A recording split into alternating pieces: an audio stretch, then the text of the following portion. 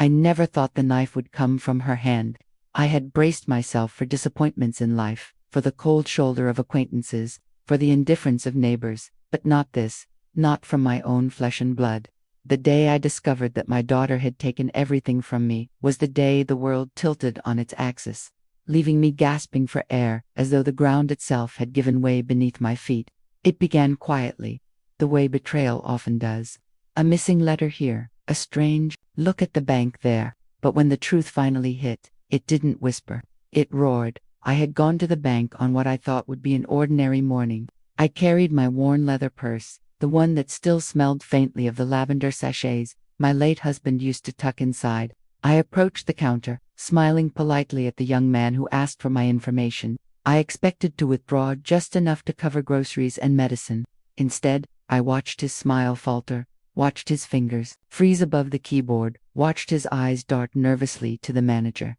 "Mrs. Helen," he said slowly, "there seems to be nothing left." Those words slammed into me like a physical blow. Nothing left. My ears rang, my vision blurred, and I gripped the counter to steady myself.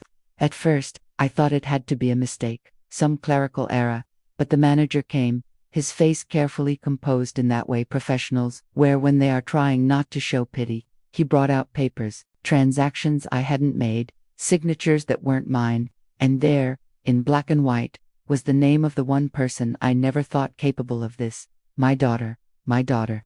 That word echoed in my skull, each repetition sharper, crueler. Daughter, the child I had carried beneath my heart, the girl whose fevers I had sat up through the night to soothe, the young woman I had cheered for when she graduated, the same person I had sacrificed for in silence so she would never go without. It was her hand that had signed my name, her hand that had emptied everything I had saved, her hand that had left me standing in a bank with nothing but a trembling body and a broken heart. The papers blurred as tears filled my eyes, my chest constricted, and for a terrifying moment, I thought I might collapse right there on the cold tile floor. My pulse pounded in my ears, my knees weakened, and I gripped the counter as if it could keep me upright against the storm of betrayal crashing through me.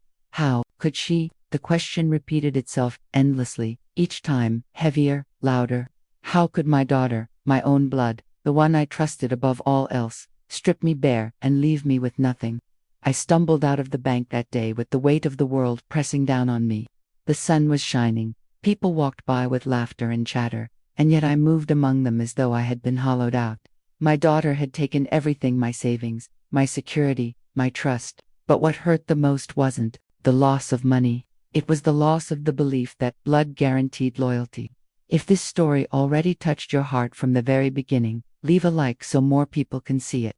And if you want to hear more stories like this, subscribe now and join us on this journey, where truth always finds its way to the surface. Have you ever been betrayed by someone you gave everything to? Tell me in the comments, because sometimes it's in sharing those wounds that we discover we're not alone, that even in betrayal, transformation can begin. My name is Helen, I'm 74 years old, and I once believed a mother's sacrifice was enough to guarantee loyalty. I lived by that belief. I clung to it. I fed it with every hour of my days, every drop of sweat on my brow, every silent tear I cried when no one was looking. I thought, if I gave everything of myself, if I poured my soul into raising my child, there would come a day when she would look at me with gratitude, not obligation. I thought motherhood was an unbreakable bond, a promise written not just in blood, but in love that endured all storms. I believed in that promise with all I had. I was not a perfect woman, but I was a devoted mother. From the moment my daughter first opened her eyes, I vowed she would never know hunger the way I had, never know the sting of worn-out shoes, never sit at a table and pretend she was full when her stomach ached with emptiness. I worked double shifts when she was young, holding jobs that left my back aching and my hands cracked from scrubbing, lifting, and carrying more than my body could handle. But I smiled through the pain because I knew her future was worth more than my comfort. Every dress she wore to school, every hot meal that landed on her plate, every book she carried in her bag was tied to the sacrifices I made behind closed doors. I was the one who stayed up late, sewing, patching, making something out of nothing so she would never feel less than the others. When she needed help with homework, I sat beside her, struggling through the numbers I barely understood, determined that her mind would reach higher than mine ever could. When she had dreams, I pushed her toward them, even when it meant putting mine aside. That is what mothers do, or at least, what I believed mothers were meant to do. When she graduated, I cried louder than anyone. My voice cracked as I clapped, pride swelling in my chest so big it almost hurt. She walked across that stage, head high, wearing shoes I had quietly paid for, while my own soul split, and I thought, this is it. This is the proof that all the years of toil, all the loneliness, all the silent endurance had meaning. I looked at her that day as if I were looking at my entire life's work, and I told myself, she will remember. She will never forget who stood in the shadows so she could shine. But life has a cruel way of testing faith. When my husband died, everything shifted. He had been my partner, my steady anchor, the one who reminded me to take care of myself when I forgot. With him gone, the house felt cavernous, the nights endless. My daughter stepped in then, or so I thought. She told me I could lean on her, that we were still a family, that she would make sure I never felt alone. Her words were honey, and I drank them deeply because I was desperate for warmth in the hollowed-out space grief had left inside me. But slowly, her presence turned from comfort to control. I found myself depending on her not just for company, but for everything: rides to the doctor, help with bills, even small errands. I told myself it was normal, that it was simply the circle of life, that children grow up to take care of their parents. But there was a sharpness under her kindness, an impatience that grew louder with each passing year. She no longer spoke to me as a daughter speaks to a mother. She spoke as though I were an obligation, a duty to be managed, a weight to be carried. The contrast between who we had been and who we became cut deeper than any knife. I used to hold her hand and feel pride. Now I saw her eyes flicker with annoyance when I asked a question. I used to be the center of her world. Now I was at the edges, tolerated, barely acknowledged. I gave her everything: time, energy, love, sacrifice, and in return, I found myself standing in a house where I felt like a guest, unwelcome, a shadow fading into the corners of my own life.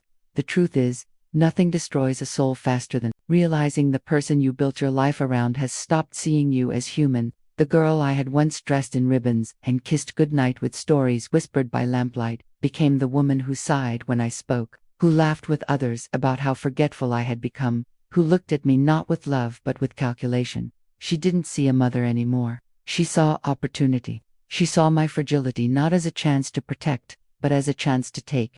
That is why the betrayal at the bank cut so deep. It wasn't just about money. It wasn't even about the years of saving that vanished in her hands. It was about the confirmation of something I had tried so hard not to believe, that love does not always return where it was planted. That sometimes, even when you pour every ounce of yourself into someone, they choose to see you not as the reason for their strength, but as the weakest link to exploit. Tell me in the comments where you are watching from.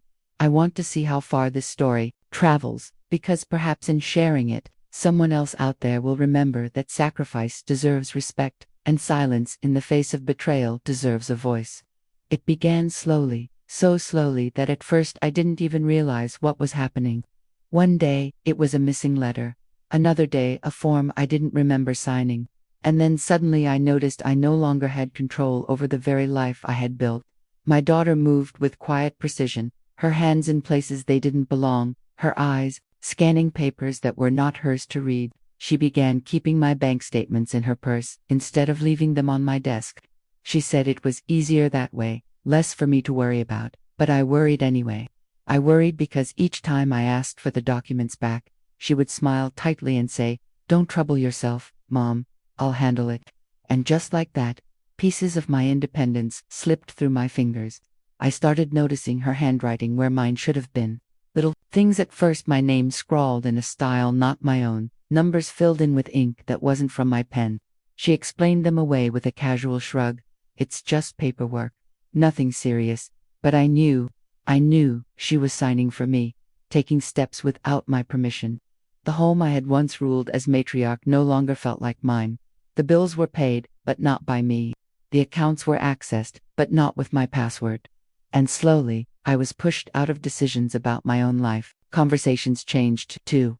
Once, she used to ask how I was feeling, how I wanted things to be done. Now, she spoke in clipped tones about practicality and efficiency. She said it made no sense for me to worry about numbers, about accounts, about responsibilities I wasn't capable of understanding anymore. Each word stung deeper than the last. I wasn't incapably, was ignored. I wasn't protected, I was silenced. She wasn't helping me, she was taking over. I remember one night clearly. I asked her about a bill that had arrived, a medical expense I didn't recognize. She looked at me across the table, her expression cool, and said, "Mom, do you really want to get into this? It's complicated. Trust me, it's better this way." Better for whom? Not for me. I could feel myself shrinking as her voice filled the room, as her logic painted me as weak, confused, irrelevant. It wasn't betrayal, was theft wrapped in the language of care. Other relatives saw what was happening, or at least pieces of it. My sister came over one afternoon and found my daughter rifling through my filing cabinet. I caught her eye, silently pleading for her to say something, to ask why, but she didn't. She just smiled awkwardly and changed the subject. Silence can wound deeper than words. That day I realized it wasn't just my daughter taking from MIT, was the others allowing her to do it. Their silence permission for her betrayal to grow. I became an obstacle, not a mother. She began talking about me as though I weren't even in the room. "It's easier if I just take care of everything," she would say to others, her voice smooth, rehearsed. I would sit right there, listening, my throat tight, my heart breaking. Once I had been her teacher, her shield, her comfort. Now I was her inconvenience. It wasn't only about the money. It was about control, about stripping me of dignity one signature at a time. She held my life in her hands and treated it like paperwork, like something to be managed and disposed of when necessary. I could see it in her eyes. She didn't see me anymore as a woman who had built her world from nothing. She saw only a door standing in the way of what she wanted. Each day, I felt myself slipping further away from the center of my own life. My chair at the table grew colder. My voice carried less weight. And in the spaces where love should have been, there was nothing but calculation. I thought back to all the times I had stayed up late sewing her clothes, the times I went hungry so she could eat, the years I gave away so she could thrive. And now, she thrived at my expense, using the very trust I had given her as the weapon to undo me. I began asking myself a question that gnawed at my soul. When did she stop seeing me as her mother? Was it gradual, or had she decided long ago that my value was only in what I could provide? Betrayal doesn't come from strangers. It comes from those who know exactly where to strike. She knew me, she knew my weaknesses, and she used them. That was the cruelest truth of all. Do you think money reveals who people truly are? Tell me in the comments, because sometimes it's in the moment of handling power that hearts are exposed for what they really value. The breaking point came on an afternoon that should have been ordinary. It was a family gathering. Nothing special, just a few relatives dropping by, a table set with coffee, some bread, and the kind of polite conversation that fills the silence when people who share blood no longer share hearts. I had dressed carefully that day, smoothing my faded dress, pinning back my thinning hair, hoping to feel presentable. I told myself that if I looked put together, maybe they would look at me differently. Maybe they would remember I was still a woman, still a mother, still someone worth listening to. But illusions do not last long when truth insists on showing its face. My daughter moved around the room like she owned it, pouring coffee, laughing too loudly, speaking over me whenever I tried to add a word. I sat quietly, my hands folded in my lap, my chest tight with the familiar ache of invisibility. Then, one of the guests, a cousin, turned to me and asked a simple question about the old house, about how I managed to maintain it all those years. For the first time in weeks, I felt my heart lift. Someone was asking me directly, acknowledging me, giving me space to speak. I opened my mouth, ready to answer, but my daughter's voice cut across mine like a whip. "Oh, don't bother asking her," she said with a smirk. "She doesn't remember half of it anyway. These days, she's basically useless." The word hung in the air, heavy, sharp, merciless, useless. My daughter's voice carried it with ease, as though it were fact, as though it were truth. A ripple of laughter followed, quick, nervous, but cruel all the same. Even if it wasn't meant to wound, it sliced me open. My cousin chuckled. Rachel added a small laugh of agreement, and I sat frozen, every sound hitting me like a slap. My cheeks burned hot, my chest hollowed, and for a moment I wondered if I had simply vanished. If the woman they were laughing about was no longer me but some shadow that had replaced me. I tried to speak, but the words stuck in my throat. My tongue felt heavy, my voice drowned by the echo of their laughter. I sat there while my daughter leaned back in her chair, sipping her coffee with the self-satisfaction of someone who had won. She didn't even look at me. She didn't need to. She had erased me in front of everyone, stripped me of dignity with a single sentence, and left me sitting in silence while others laughed along. That was the moment I realized humiliation is worse when it's public. It's not just the insult, it's the witness. It's knowing that others saw your worth questioned and chose not to defend you. I looked around that table and saw faces I had once fed, once welcomed into my home, once held with affection, and not one of them came to my defense. Not one of them reminded her of who I was, of what I had given, of what I had survived. Their silence spoke louder than her insult.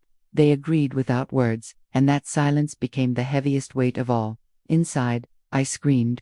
I wanted to slam my hand against the table and remind them who had built the life they now took for granted. I wanted to tell them about the nights I had gone without food so my daughter could eat, about the hours of work that had carved these lines into my face, about the sacrifices buried in every corner of this house, but the scream never left my lips. I sat there, stone still, a statue carved from heartbreak. I felt as though my very identity had been stolen in front of my eyes. The laughter echoed long after it stopped.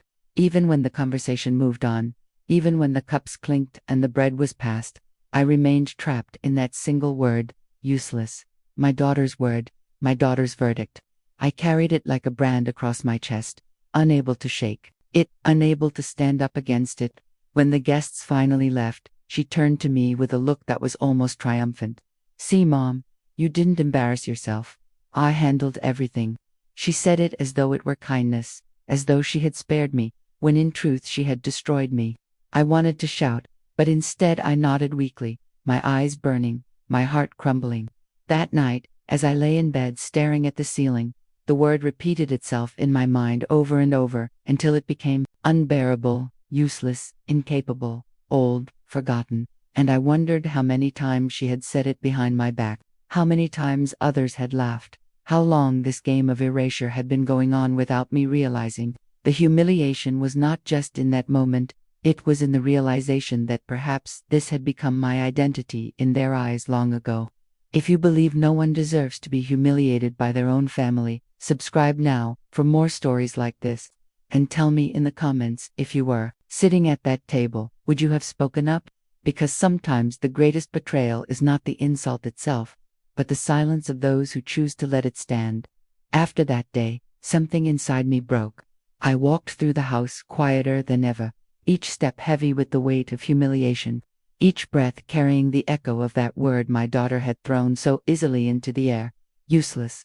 I became smaller in my own home, afraid to speak, afraid to look anyone in the eye, afraid of what they now thought of me. I moved through the rooms like a shadow, trying to take up as little space as possible, as though shrinking myself could protect me from further blows. But what I didn't realize was that someone had noticed, someone whose silence had always seemed like indifference was beginning to stir. It was my grandson. He was younger, quiet by nature, always with headphones in or eyes glued to a book. I had thought he didn't see me at all, that I had faded into the background of his life the way wallpaper does, always there, never noticed. But one evening, as I sat alone in the kitchen with a cup of tea that had long gone cold, he walked in and placed a plate in front of me. It was a sandwich, hastily made, the bread uneven, crumbs scattering across the table. "You didn't eat dinner," he said softly, almost shyly. I looked up surprised, and for the first time in weeks, someone met my eyes without judgment. It was such a small gesture, a sandwich on a plate, but it cracked something open in me. I managed a smile, weak but real, and in that moment I saw him for who he was, not just a boy drifting through the noise of family, but a soul who had been watching all along. He didn't say more, just sat across from me, scrolling on his phone while I ate. It was silent, but it was the kind of silence that comforts instead of destroys. From that night on, it became a quiet pattern.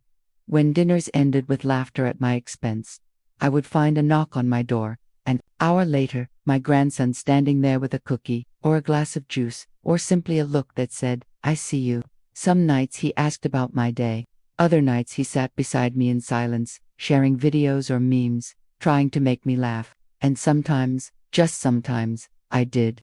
Those moments felt like stolen light in the middle of endless darkness. Each time he knocked, I felt a spark of dignity return, a reminder that I was still human, still worthy of care, still deserving of kindness. It wasn't grand gestures, it was the small ones that mattered. A blanket draped over my lap when I had dozed off in my chair. A cup of tea placed gently in my hands. A whispered, "Don't listen to them, Grandma." These tiny acts rebuilt me in ways my daughter's cruelty had tried to destroy. I began to notice his anger too. Not the loud, explosive anger of youth, but a deep, steady fire in his eyes whenever he heard the tone his mother used with me. He clenched his jaw. He balled his fists under the table. He looked at me not with pity but with fierce loyalty. That loyalty was like oxygen. For the first time in a long time, I felt I was not completely alone. The others may have laughed, but he didn't. The others may have looked away, but he looked straight at me. And through his eyes, I began to see myself again, not as a burden, not as useless, but as someone who still mattered. Each act of kindness was a thread pulling me back from the edge of invisibility, stitching me back together piece by fragile piece. I realized then that dignity doesn't always return in thunderous moments of justice.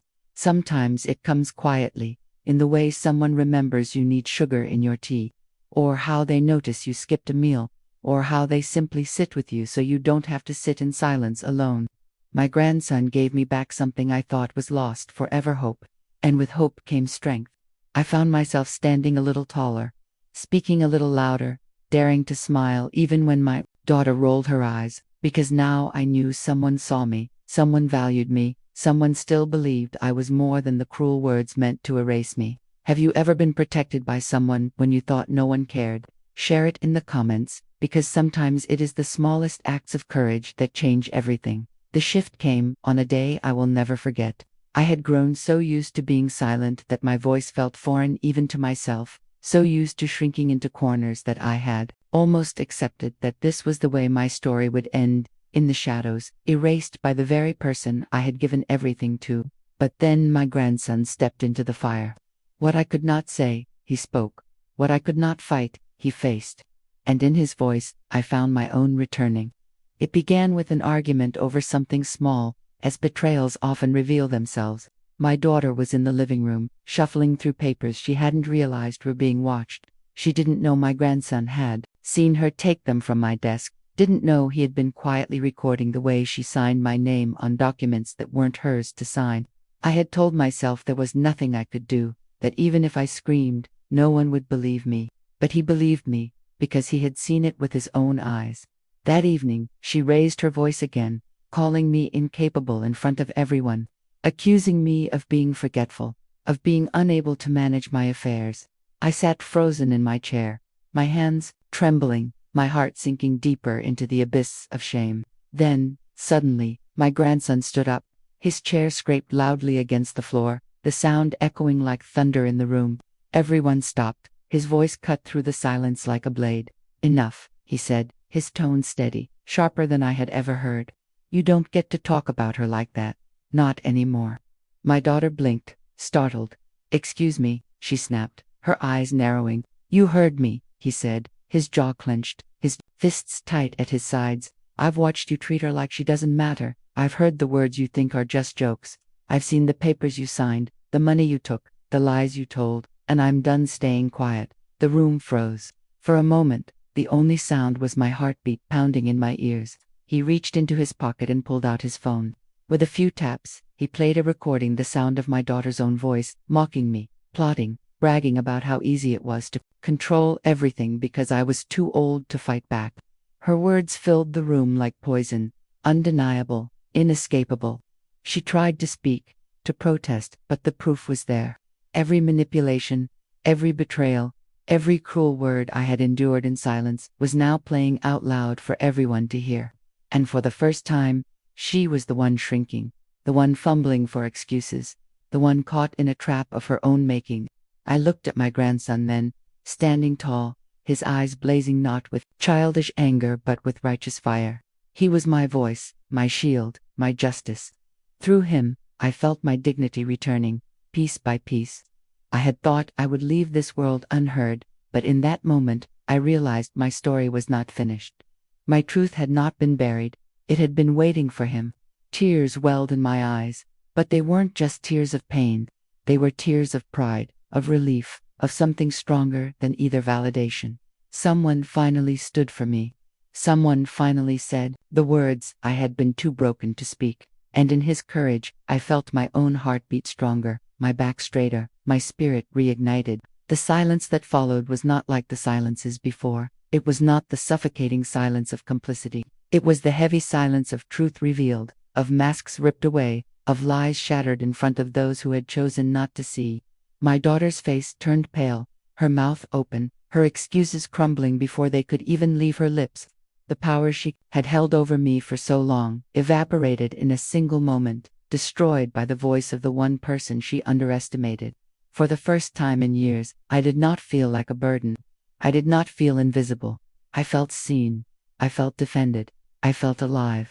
My grandson looked at me then, his eyes softening, his voice quiet but unshakable. "She's not useless," he said, pointing at me with a firmness that shook me to my core. "She's the strongest person in this family. And if you can't see that, maybe you don't deserve her at all." Those words broke me open and stitched me back together at the same time. In that living room, surrounded by those who had laughed at me, ignored me, diminished me, I rose not by my own strength, but by the courage of someone who refused to let me be erased. If this moment of justice made your heart beat stronger, click like so this story can reach even more people. And tell me, have you ever seen someone brave enough to speak the truth when everyone else stayed silent? Because sometimes, it only takes one voice to bring back a lifetime of dignity. In the days that followed, I felt something inside me shift. For so long, I had walked through my own life as if I were already gone, as if my worth had expired with the passing of years and the loss of my husband. I had allowed silence to bury me, cruelty to define me, and betrayal to strip me of the identity I once held so fiercely. But now, with my grandson's courage still echoing in my ears, I felt a strength I thought had been lost forever. I realized that I was not powerless. I still had choices, and those choices were mine alone to make. I began to look around my home differently. Each object carried a memory, every picture frame, every worn chair, every dish my husband and I had chosen together decades ago. These weren't just possessions. They were the evidence of a life built with sacrifice, a life poured into love, a life that deserved respect. My daughter had tried to claim them, to twist them into tools for her advantage, but now I saw clearly. These things were not hers to take, they were mine to give, and giving them was not an obligation, but a privilege I would reserve for the one person who had proven worthy. Quietly, without fanfare, I began preparing. I spoke to my lawyer, I gathered the papers, I documented what needed to be documented. Each signature felt like a reclaiming of power, a restoration of the voice I had once surrendered. I decided that whatever remained of my savings, my belongings, my legacy, it would not go to the hands that betrayed me. It would go to the hands that defended me. My grandson had stood when everyone else sat. He had spoken when everyone else stayed silent. He had chosen truth over comfort, dignity over complicity. That is what deserves inheritance, not blood alone, but loyalty proven in action. As I sealed the documents and placed them in a folder, I felt peace for the first time in years. The gnawing weight of helplessness began to fade, replaced by quiet dignity.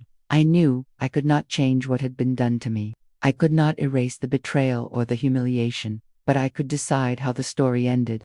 And I decided it would end, not with loss, but with justice. Not with bitterness, but with clarity. I looked at my daughter differently too. I saw her no longer as the child I once raised, but as the woman she had chosen to become. Her choices had carved a distance no apology could easily bridge, and maybe, in some corner of my heart, I still wished for the girl who once held my hand and whispered, "I love you, Mom."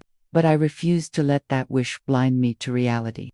She had taken everything she could from my money, trust, dignity, but she could not take the truth. And the truth was that I still mattered, that I still had power, that I still had the right to give my love and my legacy to someone who truly saw my worth. There is a quiet kind of victory in choosing peace over revenge. I didn't shout at her, didn't curse her name. I simply made my decision in silence, carrying it like a secret flame inside me. And in that silence, I felt free. Free from the chains of expectation. Free from the lies that said I was useless. Free from the need to beg for respect from those unwilling to give it. When my grandson came to visit, I looked at him with different eyes. He didn't know what I had done. Not yet, but he didn't need to. He would find out in time. For now, it was enough to watch him sit across from me, telling me about his dreams, his frustrations, his victories. It was enough to know that when my story was finally written to its last page, he would carry it forward, not because he asked for it, but because he earned it. And you, in my place, would you forgive a daughter who betrayed you, or would you leave everything to the one who stood by your side? If stories like this make you reflect on family injustice, subscribe now so you won't miss the next one. She took everything from me, but she couldn't take the truth. There are wounds that cut deeper than any knife, wounds not seen on the skin but carried in the heart. Betrayal from a stranger stings, but betrayal from your own child shakes the very foundation of who you are. It makes you question every sacrifice, every sleepless night, every choice you made, believing it was for love. I walked through that valley. I stumbled under the weight of those questions, and for a time, I believed I would never rise again. But even in the darkest places, there is a light that cannot be stolen, the light of truth, the light of dignity, the light of faith that whispers, "You still matter." Life has a way of testing us in the places we least expect. I thought my trials were behind me when I buried my husband, when I learned to sleep in an empty bed and cook for one instead of two. But the greatest test came not from loss, but from betrayal. And yet, in that very storm, I discovered something I had forgotten. Resilience is not loud, it does not always roar. Sometimes it is quiet, steady, a flame that flickers but refuses to go out. My daughter thought she could take everything, my savings, my confidence, my voice, but she could not take the spirit within me, because that spirit was shaped by decades of sacrifice, sharpened by years of struggle, and carried by a faith stronger than any lie. When you are stripped down to nothing, you begin to see what really matters. Money fades, possessions break, reputations shift, but character endures. And in the moment my grandson stood for me, I was reminded that legacy is not measured in what we own, but in who we inspire. Blood alone does not guarantee love. Loyalty does, respect does, truth does, and in the end, it is not what others call you that defines you, it is what you choose to answer to. I refused to answer to useless. I refused to answer to incapable. I chose to answer to survivor, to mother, to woman of faith who would not let betrayal have the final word. Faith carried me when nothing else could. Faith reminded me that what is taken unjustly is never truly lost, because there is a justice higher than the schemes of men. Karma, destiny, divine order, call it what you will, but it never fails to return what has been stolen. I did not need to destroy my daughter to find peace. I only needed to step back and let truth reveal itself. And it did. Slowly, silently, but surely. Because lies may glitter for a season, but truth is the stone that never breaks. So I live now with peace in my heart. Not because everything was restored, but because I was restored. I learned that my value was never in a bank account, never in papers or signatures, but in the love I gave and the strength I carried. And when I chose to pass what I had left to the one who defended me, I did so not out of bitterness, but out of clarity. Because real inheritance is not wealthy, is honor. And honor belongs to the ones who stand when others turn away. Perhaps you too have walked through betrayal. Perhaps you too know the pain of giving everything only to be cast aside. If so, hear me. You are not alone. Your sacrifices were not wasted. Your love was not meaningless. Your story is not over. There is always another chapter, always another dawn, always another chance to rise. Do not let the cruelty of others convince you that your worth has an expiration date. You are here, you matter, and your truth will outlive every lie. If this story touched your heart, leave a like so it can reach others who need hope today. And subscribe now, because in the next video, I will share another story where betrayal tried to bury love for 30 years, but when the truth came out, it changed everything. You will not want to miss what happens.